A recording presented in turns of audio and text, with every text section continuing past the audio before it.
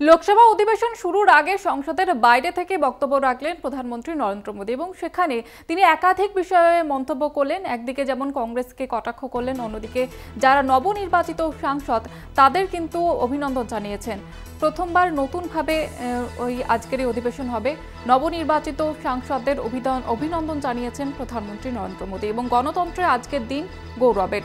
দেশবাসী আমাদের 3 বার সুযোগ দিয়েছে এবং 3 গুণ দায়িত্ব বেড়ে গিয়েছে বলে তিনি জানান।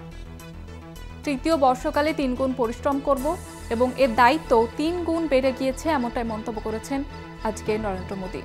আর কিছুক্ষণের পরে কিন্তু অধিবেশন শুরু হবে এবং তার আগে সংসদের বাইরে বক্তব্য রাখলেন নরেন্দ্র মোদী। এ বিষয়ে আরো বিস্তারিতভাবে জানবো। টেলিফোন লাইনে রয়েছে আমাদের প্রতিনিধি জয়ন্ত মজুমদার। জয়ন্তদা, আজকে প্রধানমন্ত্রী নরেন্দ্র মোদী তিনি যে বক্তব্য দিলেন, যে বার্তা দিলেন, তো কোন কোন স্ট্র্যাটেজি হতে পারে আজকে এই সংসদের অধিবেশনে? হ্যাঁ, আজকে এটা উনি বলতে চাইলেন আজকে সংসদ শুরু হচ্ছে। উনি খুব ভালো করেই জানেন যে এই সংসদ শুরু হওয়ার আগে থাকতেই অন্তত একাধিক বিষয়ে বিরোধীরা এককাট্টা হয়েছে সরকারকে চেপে ধরবে এবং সরকার যথেষ্ট নাজেহাল অবস্থায় রয়েছে গত কয়েকদিন ধরে নেট এবং নিট কেলেঙ্কারিকে কেন্দ্র করে। সেই অবস্থায় আজকে তিনি যখন সংসদে ঢোকার আগে তিনি সাংবাদিক সম্মেলনের নামে আসলে একটা ভাষণ দিলেন, একপাক্ষিক ভাষণ, বলে যাতে প্রশ্ন করার কোনো সুযোগ নেই, অথচ মিডিয়ার সামনে তথাকথিত ভাবে একটা যেন প্রেস কনফারেন্স করছেন এইভাবে উনি বললেন। বলতে গিয়ে তিনি যে কথাগুলো বললেন সেগুলো খুবই আজকে অদ্ভুত লাগছে শুনে। তিনি আগামীকাল হচ্ছে আমাদের দেশে যে জরুরি অবস্থা জারি হয়েছিল 1975 সালে তার 50 বছর পূর্তি হবে, উনি সেইটাকে উল্লেখ করলেন এবং করতে গিয়ে তিনি বললেন যে সরকার চালাতে হয় বহুমতের ভিত্তিতে আর দেশ চালাতে হয় সহমতের ভিত্তিতে। তো এই বহুমত অর্থাৎ সংখ্যাগরিষ্ঠতা তাদের রয়েছে, তবে এই বছর সেই সংখ্যাগরিষ্ঠতার কথা বলার সময় হয়তো নিশ্চয়ই ওনার মনে রয়েছে যে এবার কিন্তু বিজেপি এককভাবে সংখ্যাগরিষ্ঠ হয়নি। এই প্রথম তিনি সেই অর্থে বলতে গেলে সংখ্যাগরিষ্ঠতা না পাওয়া একটা দলের প্রধানমন্ত্রী হিসেবে তিনি আজকে প্রথম অধিবেশন শুরু করছেন। আর দ্বিতীয় বিষয় হচ্ছে তিনি যখন সেই এমার্জেন্সির কথা বলছেন, বিরোধীরা কিন্তু সেই সময় ইতিমধ্যেই বলতে শুরু করেছে যে এমার্জেন্সির নামে 50 বছর, সেই এমার্জেন্সি তো সাংবিধানিক ভাবেই ঘোষণা করেছিলেন ইন্দিরা গান্ধী তৎকালীন প্রধানমন্ত্রী।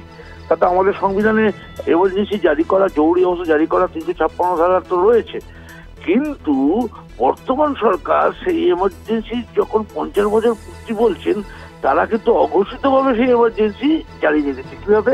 যে আজকে যখন সেই সহমতের কথা বলছে, সহমত কিন্তু 10 বছরে সংসদে যখন একক সংখ্যাগরিষ্ঠতা ছিল বিজেপির, তখন কিন্তু কোনো সংখ্যাগরিষ্ঠতা এই সহমতের বিষয়টি নিয়ে তারা আরো ভাবিত ছিল না। একের পর এক নাগরিকত্ব আইন থেকে শুরু করে কৃষি আইন, যেটা পরে তাদের পুরোটাই প্রত্যাহার করতে হলো, নাগরিকত্ব সংশোধনের আইন থেকে শুরু করে সমস্ত আইন, এই এমনকি ন্যায় সংহিতা যেটা নিয়ে বিতর্ক চলছে, সংসদের প্রায় 95 জন সংসদকে বের করে দেওয়া হলো অধিবেশন কক্ষ থেকে, সাসপেন্ড করে প্রায় গায়ের জোরে, তারপরে সেটা পাশ করানো হলো। এটাকে যে সহমত বলবো আমরা, ভবিষ্যতে সেই দিনই আলোচনা হবে। এখন দেখা যাক শেষ পর্যন্ত সেই সহমতের বিষয়টিকে কতটা মর্যাদা আদৌ দিতে পারেন কিনা, কারণ এবার কিন্তু তাকে শরীরদের মর্জি নির্ভর করেই তাকে চলতে হবে। একক শক্তিতে বিজেপি যেভাবে এতদিন চলে এসছে সেইভাবে চলতে পারবে না। সুতরাং সহমতের কথা এখন যখন বলছেন ওনার মুখে শোনা যাচ্ছে, এই সহমতটা কিন্তু গত 10 বছর আমরা দেখিনি। আজকে তিনি জরুরি অবস্থার 50 বছরের কথা বলছেন, অঘোষিত জরুরি অবস্থা কিন্তু এই রাজ্যে দেশের মানুষ দেখে এসছে। বেশ, ধন্যবাদ জানাবো জয়ন্তদা। আমাদের প্রতিনিধি জয়ন্ত চৌধুরী ছিলেন আমাদের সঙ্গে এতক্ষণ টেলিফোন লাইনে। আর কিছুক্ষণের মধ্যেই শুরু হবে সংসদের অধিবেশন এবং তার আগে সাংবাদিক সম্মেলন করে বক্তব্য রাখলেন প্রধানমন্ত্রী নরেন্দ্র মোদী। সেখানে তিনি একাধিক ইস্যু তুলে ধরলেন এবং তিনি সেই সঙ্গে সঙ্গে নবনির্বাচিত যে সাংসদ তাদের অভিনন্দনও জানান। সংবিধানের মর্যাদা রক্ষা করতে চায় এমনটাই তিনি আজকে বলেছেন। এই মুহূর্তে আমাদের সঙ্গে রয়েছেন রাজনৈতিক বিশ্লেষক সুমন ভট্টাচার্য। আপনাকে স্বাগত জানাবো কলকাতা টিভিতে। সুমন বাবু, আজকে নরেন্দ্র মোদী তিনি সংসদের বাইরে যে বার্তা দিলেন আর এবং কিছুক্ষণের মধ্যেই অধিবেশন শুরু হতে চলেছে, তো সেক্ষেত্রে কি কি স্ট্র্যাটেজি থাকতে পারে আজকে, কি বলবেন? দেখুন, মানে তৃতীয়বার জিতে প্রধানমন্ত্রী পদে বসার পর প্রথম দিনটা হয়তো সংসদে নরেন্দ্র মোদী বা বিজেপির জন্য খুব সুখকর হবে।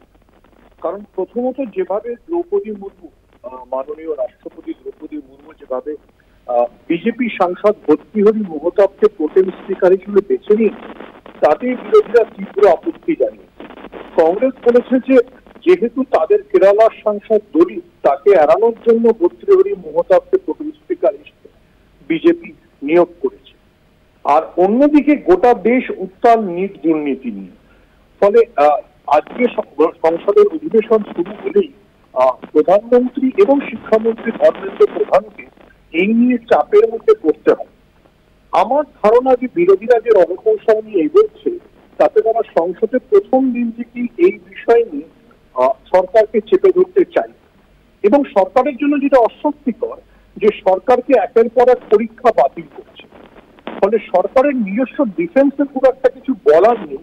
কারণ এতদিন কেন্দ্রের বিজেপি সরকার বিভিন্ন রাজ্যের বিরোধী দলকে আক্রমণ করতে বিভিন্ন ধরনের দুর্নীতি বা নিয়োগ বা পরীক্ষা ব্যবস্থার অব্যবস্থা, কিন্তু আজ তাদের নিজেদের দিকে অভিযোগের তীর ঘুরে গেছে এবং সেখানে তারা কিভাবে ডিফেন্ড করবে সেটা বড় প্রশ্ন। বিশেষ করে বিরোধীরা যেহেতু লোকসভা নির্বাচনের যথেষ্ট সাফল্য পেয়েছে এবং তারা প্রায় এনডিএর ঘাড়ে ঘাড়ে শেষ করেছে, অর্থাৎ দুই পক্ষের মধ্যে ব্যবধানটা 50-এর বেশি নয়, সেহেতু লড়াইটা কিন্তু তুল্যমূল্য হবে এবং অনেক স্পিরিটেড ভাবে কংগ্রেস এবং তৃণমূল বা অন্য বিরোধী দলগুলো বিজেপিকে চেপে ধরার চেষ্টা করে। বেশ, অনেক ধন্যবাদ জানাবো আপনাকে। রাজনৈতিক বিশ্লেষক সুমন ভট্টাচার্য আমাদের সঙ্গে এই মুহূর্তে ছিলেন।